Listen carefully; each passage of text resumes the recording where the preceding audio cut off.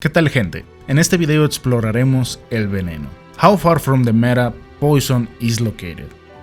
But before starting with the main topic, I want to share some knowledge for those who enjoy this element as much as I do. And the first thing to take into consideration every time we talk about poison is, are we going to play in multiplayer? That is important because it is not the same using elements 1 versus 1 compared to 2 versus the monster, because resistances get some scales, and just to put an example, let's say that with the lance we need to poke the monster 3 times to proc, when we play 1 versus 1.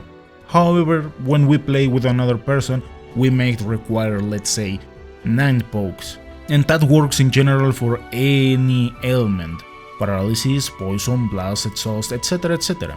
Unless everyone in the group is using poison, its effectiveness is going to be reduced.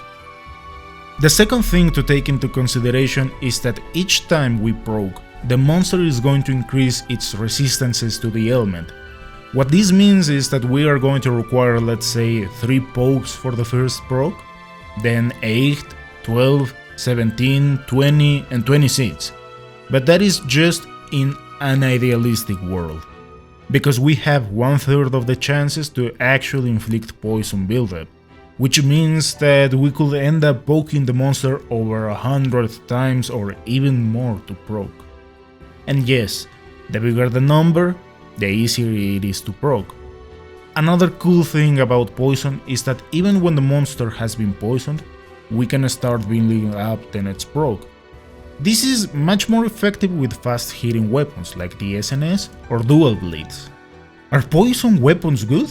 Here I'll just analyze the lance, because this is the only weapon that I know really well, and what I can tell you is that these weapons are decent, and just 2 of them are okay if we want to go for poison. 1 because of slowing, and PK because of that great amount of poison, but in the end we end up relying on a small piece of white sharpness that may require either Master Touch 3, perhaps Protective Polish, Grinder, which also means that we are going to lose damage along the hunt. Yep, it is looking kinda green for the poison, right? Is Foray worth it? In my humble opinion, no. For the time being, at the very least, I will say it isn't. Unless you find a Foray 2 with some slots. But if you need to rely on armor pieces to get it up to level 3, that's a heavy investment. But let's say that you want to give it a try, then what I will do is trying to stack Chameleos Blessing to get the double time in poison, give your pets ailment weapons, and whenever the monster is poisoned or paralyzed, go nuts. I hope that with this next update we can craft Foray decos. However, that leads us to the next point. Is Chameleos Blessing worth it? For this I tested 3 builds. One cookie cutter meta build which dealt 56-43, a poison build exclusively focusing damage, 51-71, and one that uses Chameleos Blessing 3, 44-60. And well, it is easy to see that Chameleos Blessing gets outnumbered by the other 2 approaches, so it means it is not worth it, right? Well, if we compare the results we can get if we invest into Attack Boost 7 and Offensive Guard 3, yeah, it is not worth it. Also, those Chameleos parts don't have the best skills, but that is just relative to numbers, and here's where we separate speedrunners from casual players.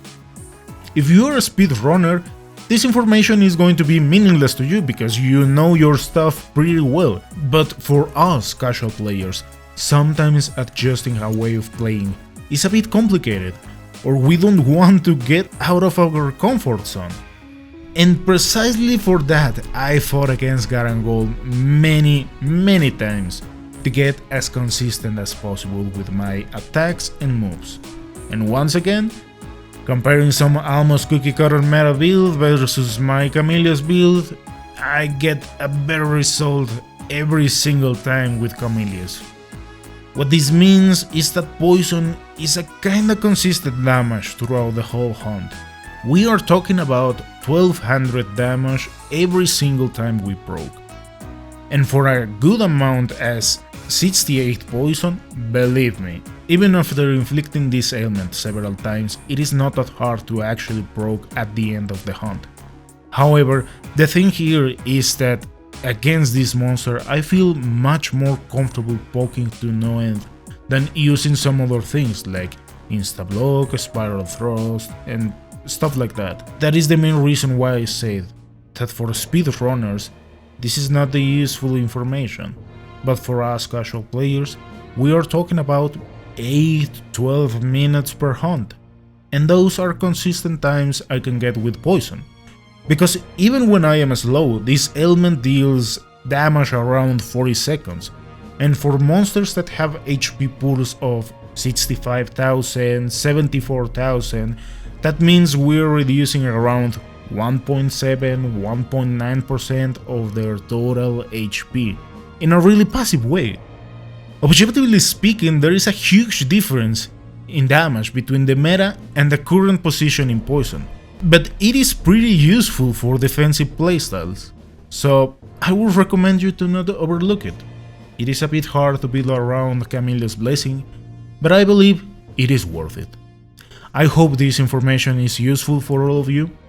Thank you for watching, and I'll see you next time.